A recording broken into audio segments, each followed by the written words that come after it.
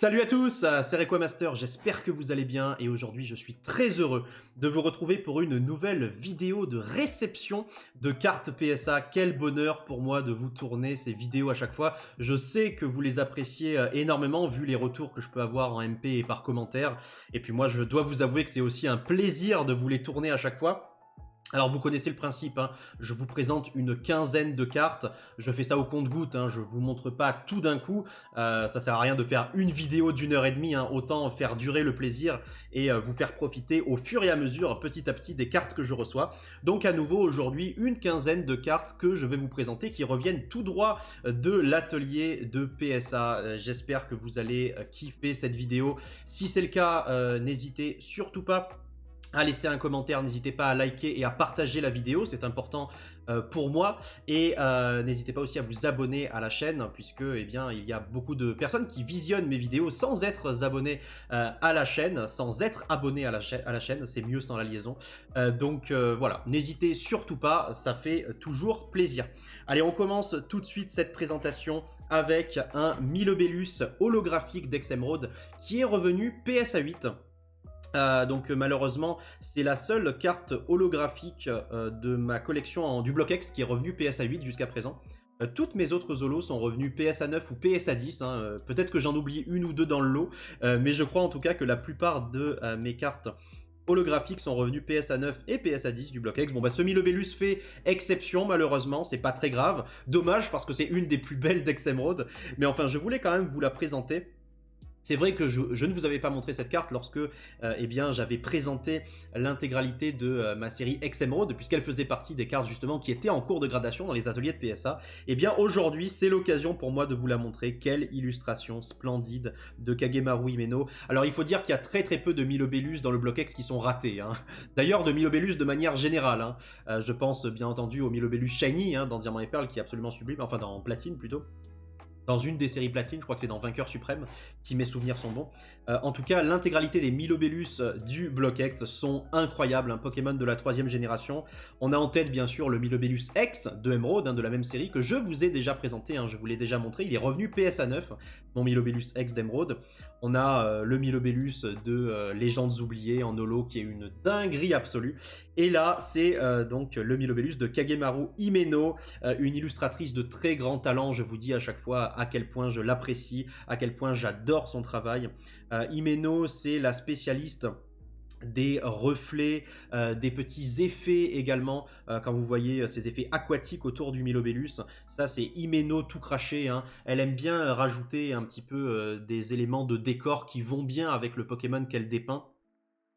Très souvent, vous avez des rayons de soleil aussi qui descendent directement sur le Pokémon, qui créent des reflets, hein, un petit peu comme des flares, hein, ce qu'on a en photographie, hein, pour ceux qui voient un petit peu de quoi je parle. Eh bien, Himeno, c'est un petit peu la spécialiste des flares, hein, justement, sur les cartes Pokémon.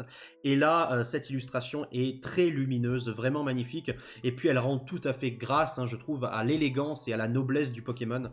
Donc, quel plaisir de vous montrer ce très joli Milobellus de la série, donc Exemeraude, avec un effet holographique absolument sensationnel.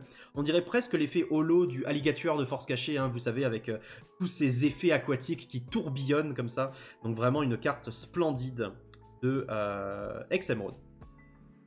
On continue avec la deuxième et dernière, hein, PSA 8 de cette présentation. Ensuite, on passera que sur du 9 et sur du 10. Donc, c'est le petit Tortank Shiny de Tempête Plasma. Je vous avais déjà présenté le Dracofeu. Donc, le Dracofeu est également revenu PSA 8. Donc, bon, bah écoutez, c'est pas une note que je collectionne habituellement. Mais comme là, j'ai le duo en PSA 8, bah, je me dis que c'est plutôt marrant à avoir dans sa collection. Ces cartes-là, je les ai aussi en japonaise, PSA 10. Le Dracofeu d'ailleurs qui s'est vendu récemment sur PWCC à un prix assez étonnant, le Dracofeu donc de Plasma Gale en première édition japonais PSA 10. Je vous ferai de toute façon une review, hein, de ces ventes-là dans le prochain numéro de Pokédollar, hein, lorsque je vous présenterai les plus belles ventes de ce mois. En tout cas, en français, eh bien, les deux sont revenus PSA 8, le Dracofeu et le Tortank. Donc écoutez, je pense que pour l'instant, je vais les garder, hein. Je ne sais pas vraiment trop quoi en faire. En fait, je les garderai avec certitude si je n'avais pas les versions japonaises en PSA 10. Mais vu que j'ai aussi les versions japonaises en 10, vous voyez, je me dis, est-ce que je garde les françaises en 8? Bon, C'est un autre débat. En tout cas, la carte est vraiment très très belle, hein. La carapace verte de Tortank Shiny, les effets également de surface, hein, sur la carte, je les trouve vraiment vraiment magnifiques. La carte est trop trop trop belle. Alors bien sûr, elle est très mal centrée, hein, c'est aussi ça qui explique la note. Il faut savoir que les shiny de Tempête Plasma, c'est une catastrophe au niveau du centrage, quelle que soit la langue, hein, c'est catastrophique. Mon Tortank et mon Dracofeu sont tous les deux très mal centrés, hein, c'est notamment pour ça qu'ils ont pris 8. Avec le petit logo, hein, de type O ici sur les écritures, donc vraiment c'est une très très très belle carte. Je pense que je préfère même la Tortank à la Dracofeu. Vraiment très très jolie. Voilà, voilà. Ensuite, on continue avec une carte, bon, qui ne paye pas de mine, mais je vous la présente quand même, ça reste sympa à voir.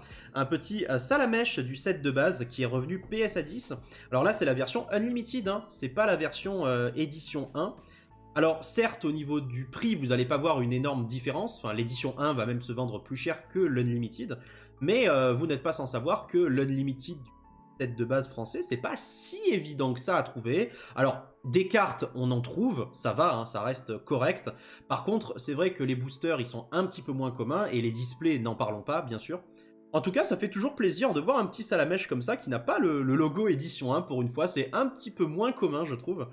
Donc voilà, j'en ai un autre qui est également revenu PS à 10, hein, de ce même envoi. Donc les deux Salamèche sont tous les deux revenus PS à 10. Illustration de Mitsuhiro Arita, donc je ne la présente plus, hein, bien entendu. Tout le monde connaît, je pense, très joli Salamèche avec le petit tourbillon de flammes derrière. Et Salamèche très, très noble, très digne, hein, qui se tient fièrement devant le spectateur. Donc très très très jolie carte. Un autre starter qui est revenu PS à 10, mais cette fois en édition 1, c'est le petit Carapuce.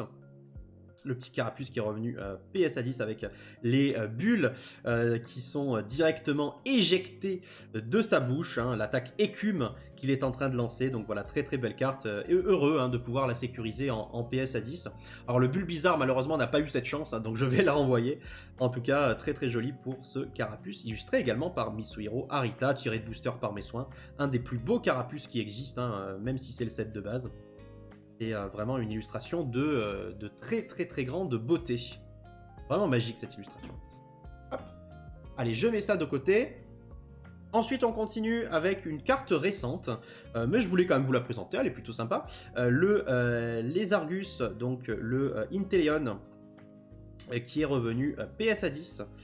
Voilà, donc vraiment une carte très très très sympathique. En japonais, elle brille vraiment de mille feux, il n'y a rien à dire, hein. Autant en français, elle est très très belle, hein, mais on n'a que les effets dorés, entre guillemets. Autant en japonais, vous avez également les points holographiques qui ressortent beaucoup plus, qui dessinent également la silhouette du Pokémon. Et je trouve ça vraiment magnifique, hein, au niveau des couleurs, des effets.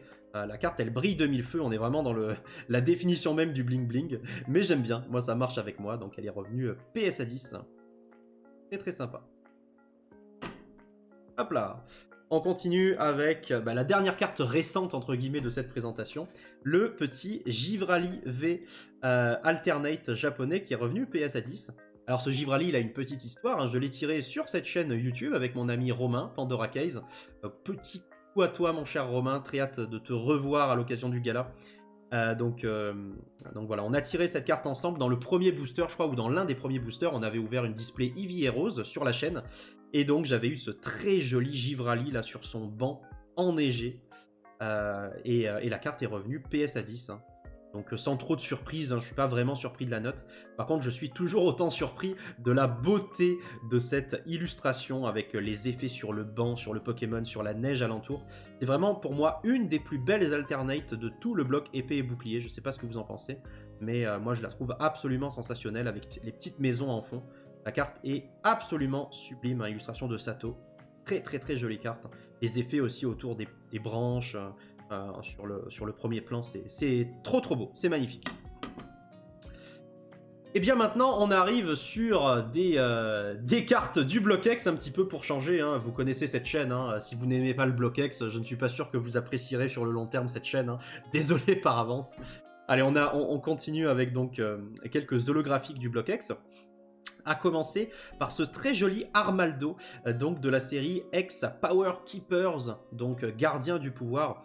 Vraiment une très très très belle série. Alors c'est la toute dernière du Block X, hein. Ensuite on enchaîne en 2007 avec Diamant et Perle de base, hein. Cette série est sortie également en 2007. Alors, dans Gardien du Pouvoir, une série qui n'est pas sortie en japonais, vous le savez, hein, il y a eu ensuite World Championships, hein, bien sûr, mais la série à proprement parler n'est pas sortie en japonais. Il y a énormément d'illustrations de Ken Sugimori. Alors c'est très bien, mais c'est vrai que c'est une série qui manque peut-être un petit peu de peps et d'imagination, puisque c'est souvent comme ça l'artwork officiel du Pokémon, très bien dessiné, hein, majestueux, qui est posé directement devant le spectateur, devant la caméra comme ça. Donc ça manque peut-être un petit peu parfois dans cette série Gardien du Pouvoir du peps qu'on peut retrouver dans des séries comme Force Cachée, comme Deoxys, où vous avez beaucoup d'illustrations originales avec un véritable effort d'imagination qui nous sont proposés. Ici, donc on est face à des illustrations beaucoup plus classiques, mais mine de rien, c'est aussi la vibe hein, du bloc X, des illustrations, et même du bloc Wizard, hein, on va pas se cacher les choses, des Pokémon assez classiques comme ça. En tout cas, l'effet holographique lui rend vraiment hommage, hein, ça lui va très très très bien. Et Armaldo, Pokémon fossile, l'évolution d'Anorith, hein, vous le savez, on a Anorith et Lilia en 3ème génération, qui évoluent en Armaldo et Vasilis. Donc vraiment un très très très joli Armaldo. C'est la 3ème du set. Je l'ai sorti moi-même de booster cette carte, hein, comme en fait quasiment toutes les cartes que vous allez voir à la fin de cette vidéo, et puis même celles qui ont précédé d'ailleurs. Mais de toute façon, vous connaissez sur, le principe de cette chaîne en général. Il y a très très peu de cartes que j'ai achetées à l'unité. La plupart du temps, ce sont des cartes que j'ai moi-même sorties de booster. Donc voilà, très très très jolie carte. C'est vrai que je vous ai pas montré le verso de toutes les cartes jusqu'à présent, mais voilà, ça n'a pas grande utilité. En tout cas, Armaldo, magnifique Pokémon, un de mes coups de cœur de la 3ème génération. On continue avec une illustration un petit peu dans le même style, hein, donc je vais me permettre de mettre le Armaldo à côté pour que vous puissiez comparer. On a le Kabutops, donc à nouveau un Pokémon fossile, un peu de buée sur la sleeve. Donc Kabutops Pokémon fossile, cette fois-ci de la 1ère génération, hein, vous n'êtes pas sans le savoir, mais on est vraiment sur le même style, hein, puisque c'est Sugimori, hein, les deux cartes sont illustrées par Sugimori, donc on a le Pokémon bien officiel, bien dessiné, bien posé devant nous face à la caméra, hein, on sait un petit peu à quoi s'attendre. En tout cas la carte est vraiment très très belle, hein, je repose Armaldo. Le Kabutops c'est très joli, il brille de mille feux, hein. Franchement quelle illustration de fou. On a une swirl ici, hein. Elle est assez cachée dans l'obscurité de l'effet du fond de la carte, mine de rien, mais on a une swirl entre la faux et la jambe droite de Kabutops.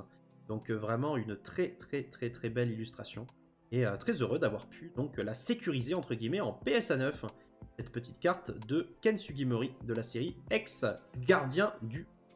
Très très très jolie carte. On continue, on a eu Armaldo, l'un des 2 fossiles de la 3ème génération, donc vous vous doutez bien qu'on arrive cette fois-ci avec Vasilis, mais pas n'importe quel Vasilis, hein, on change de série. Là il s'agit d'un Vasilis de la série Ex-Phantom Holon Phantoms, une série que j'apprécie énormément, vous le savez, hein, si vous avez vu ma tier list de mes séries préférées du TCG Pokémon, et eh bien vous savez probablement que Ex-Phantom Holon, c'est l'une de mes 3 séries préférées de l'intégralité du TCG. Après Ex-Force Cachée et Néo Révélation, eh bien nous avons Ex-Phantom Holon, qui est une série pour moi complète, particulièrement homogène, avec des illustrations de très très grande qualité. Et donc ce Vasilis ne fait pas exception. Illustration de Kuki Saito. Alors vous connaissez l'amour que j'ai pour Kuki Saito, c'est quelqu'un déjà d'éminemment sympathique, hein, d'après les retours que j'ai pu avoir. Je ne l'ai personnellement jamais rencontré, mais d'après les retours que j'ai pu avoir de mes amis qui l'ont vu, eh bien c'est quelqu'un de particulièrement sympathique, très affecté par l'univers Pokémon, hein. Il aime profondément l'univers Pokémon, il essaye à chaque fois d'en apprendre toujours plus, hein, pour faire des illustrations toujours plus raccords avec l'essence même du monde Pokémon.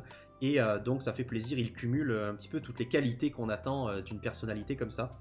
Ce Vasilis est absolument fantastique avec ses tentacules qui sortent directement de sa tête. Habituellement les tentacules sont un petit peu repliés, et ici là ils sont presque en position offensive, les tentacules, donc c'est assez marrant à voir.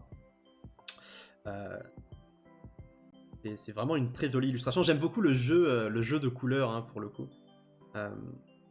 Cette couleur un petit peu rosâtre, violette, pardon, et la couleur verte, hein, du Vasilis, je trouve que ça rend très très bien, même s'il y a ce côté sombre, hein, la carte n'est pas du tout lumineuse, on sent qu'elle est très très très sombre.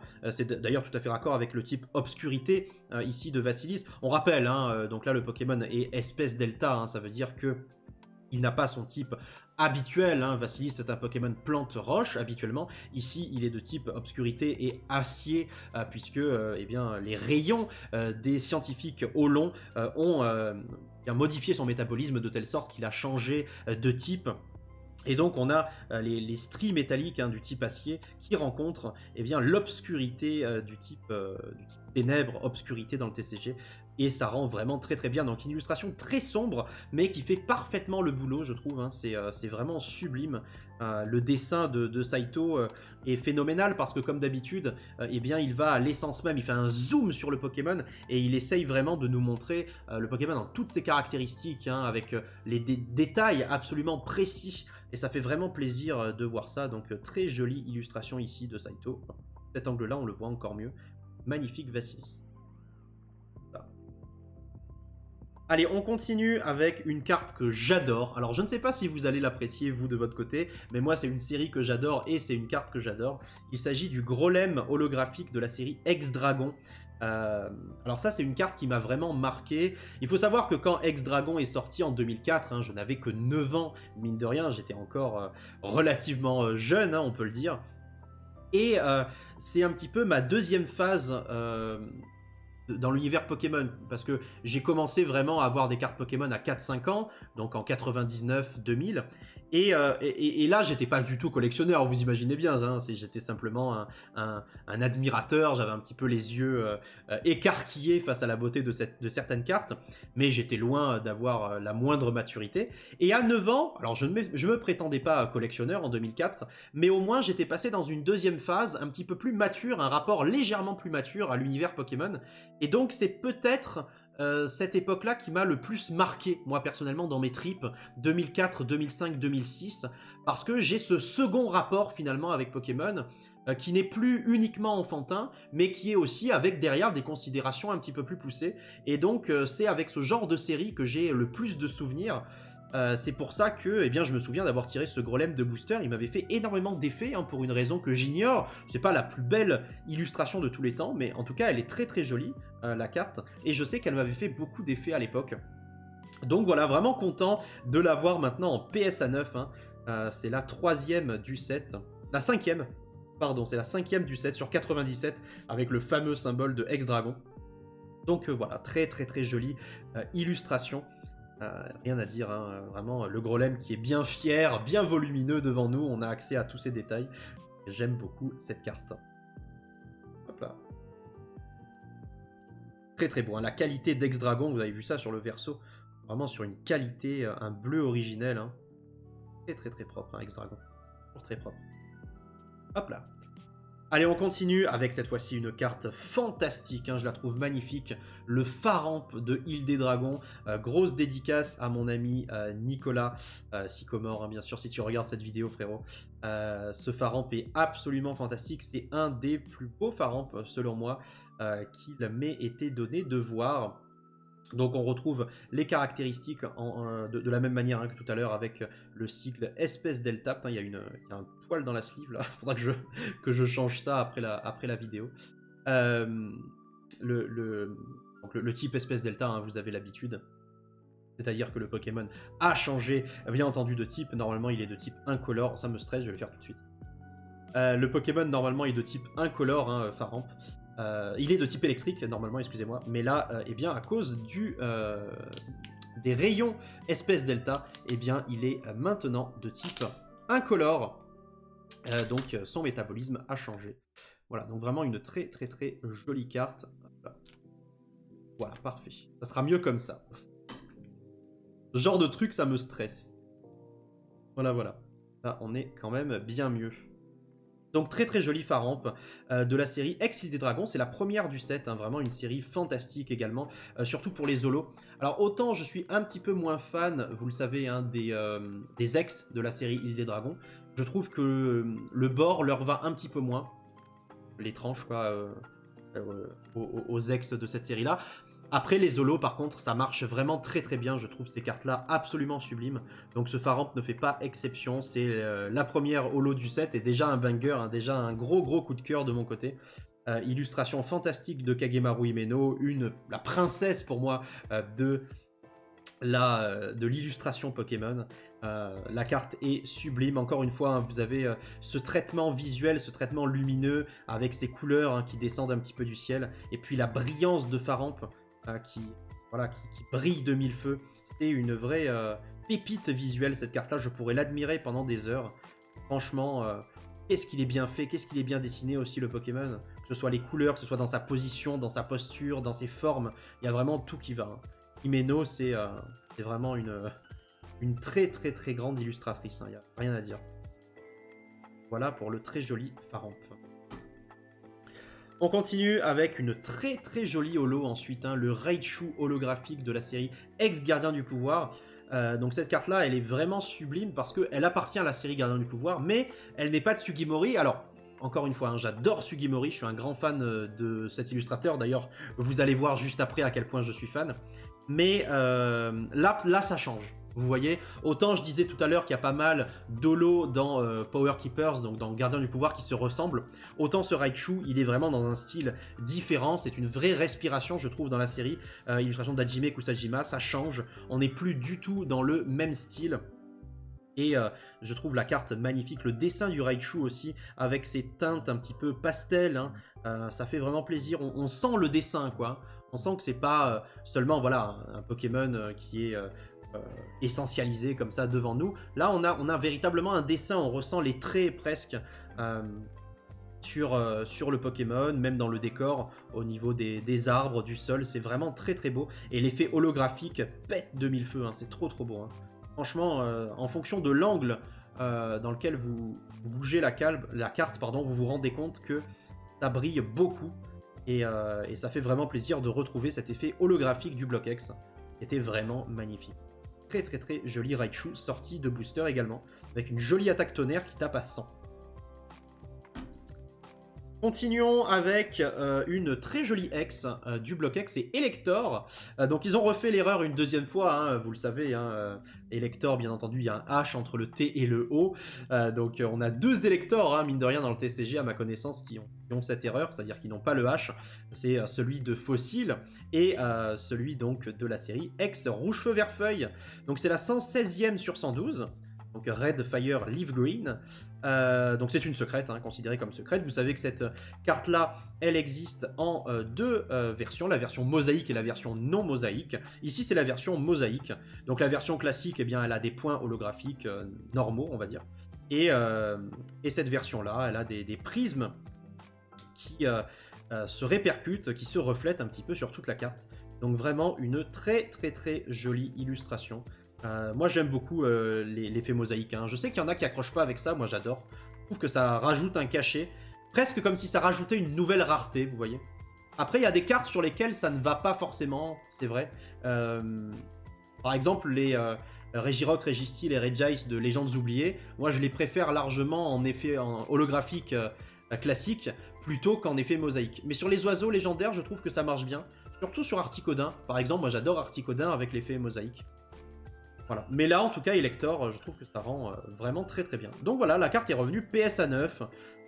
Donc elle a été sortie de booster, il n'y a pas de secret, il n'y a rien à dire. Hein. La carte est sortie de booster, elle est dans un état impeccable. Voilà. Elle est revenue PSA 9. Donc très très jolie. Ensuite, il me reste à vous présenter encore une très jolie carte, hein, très heureux également d'avoir pu réceptionner ça. Il s'agit d'un Dialga SL. Alors vous avez vu pas mal de SL hein, que j'ai réceptionné eh bien, les jours qui ont, enfin les semaines qui ont précédé. Le Rayquaza SL, le Suicune SL, il me reste à envoyer le Kyogre et le Deoxys notamment. Et donc là, le Dialga est revenu également PSA 9. Donc vraiment très heureux parce que Dialga c'est déjà un Pokémon que j'aime beaucoup personnellement, grand fan de Dialga. Et sa version Shiny, certains pensent qu'elle ne change pas beaucoup, mais en réalité c'est vraiment pas du tout les mêmes couleurs. Le bleu ciel, les couleurs turquoise beaucoup plus claires hein, que sur la version classique de Dialga, ça fait toujours son petit effet. Et puis moi j'adore les Shiny Legends, donc les SL de la série L'Appel des légendes, comme beaucoup de monde hein, je pense. Et là, je trouve qu'avec les effets prismatiques, métalliques un petit peu dans le fond holographique, ça rend très très bien. Et la carte est juste trop trop belle, quoi.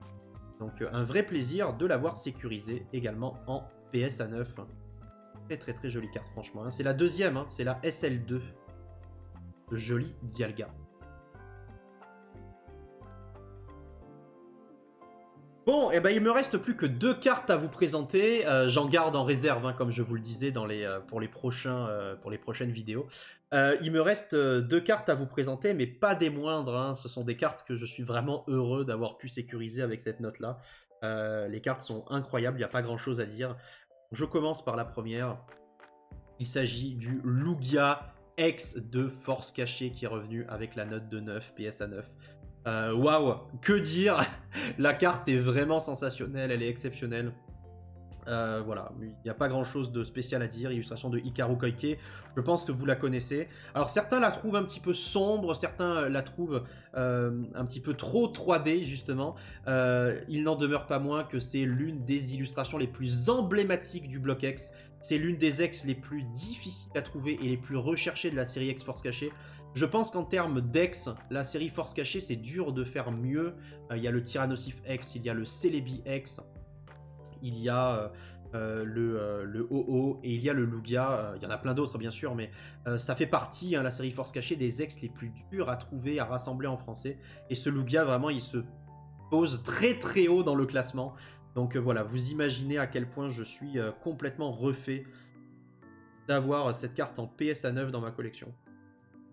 Et c'est vraiment trop bien. Je me souviens du moment où je l'avais tirée de booster, bien entendu. Et là, maintenant, ça y est, elle est PSA 9 et c'est juste trop bien, quoi. Donc vraiment, vraiment ravi.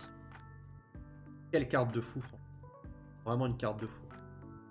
Hop, je vous montre ce que ça donne au verso. C'est sorti de booster, il n'y a pas de point blanc, il n'y a pas de micro-rayures ou de choses comme ça.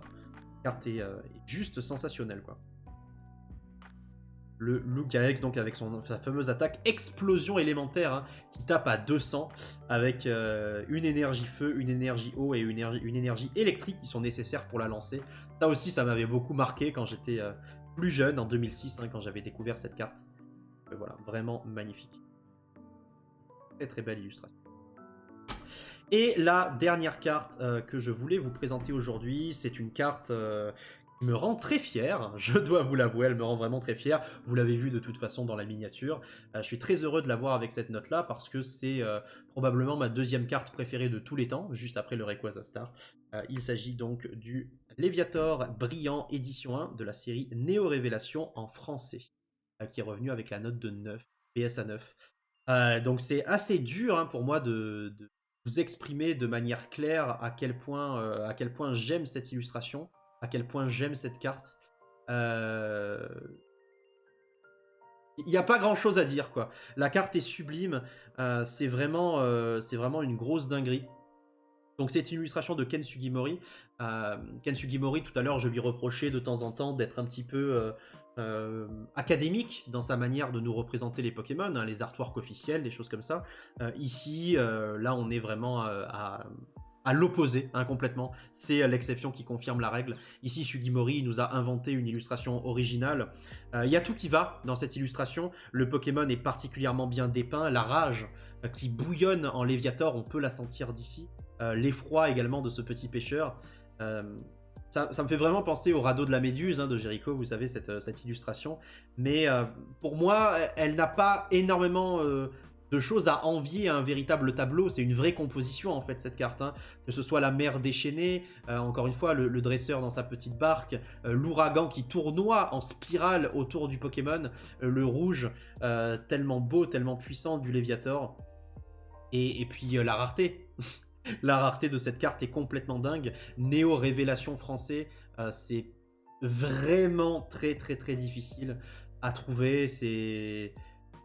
Ça fait partie, pour moi, ça fait partie des cartes françaises les plus rares, hein, de tous les temps. Il n'y a pas vraiment de débat là-dessus. Il n'y a rien à dire, quoi. La carte est juste trop trop belle, trop rare, tellement difficile à trouver dans cet état-là.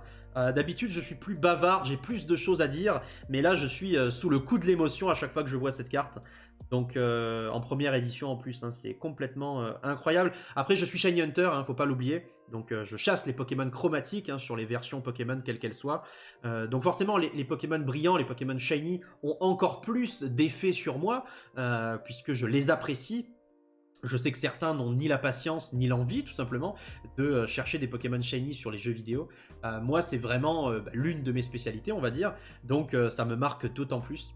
la carte est complètement incroyable. Non seulement qu'on a un Léviator rouge qui nous rappelle tant de souvenirs à nous qui avons joué aux versions or et argent, mais aussi, bien entendu, qui nous transporte de joie, mais aussi d'effroi face à cette figure presque mythologique du titan qui va écraser le pauvre petit humain qui essaye de se sortir de là, tu vois. C'est très symbolique. Je trouve que cette illustration est vraiment symbolique. En plus d'être magnifique, tous les qualificatifs sont possibles. Épique, la beauté simple, splendide, assez grandiose aussi. Donc c'est pour ça que je la compare très souvent à un tableau. Et très clairement, c'est une des illustrations qui m'a le plus marqué dans l'histoire du TCG. Vraiment juste après le Rayquaza Star de Exdeoxys, pour les raisons que vous connaissez. Voilà, donc on est vraiment sur une carte dans un état particulièrement propre. Donc je ne l'ai pas tirée de booster, cette carte-là. Je n'ai jamais ouvert de Néo Révélation français édition 1. Mais malgré tout, d'avoir pu la récupérer à une époque où c'était encore possible, et en état équivalent à l'état sorti de booster, c'était quand même quelque chose d'assez phénoménal. Et de pouvoir la sécuriser maintenant en PSA 9, c'est une véritable bénédiction pour moi.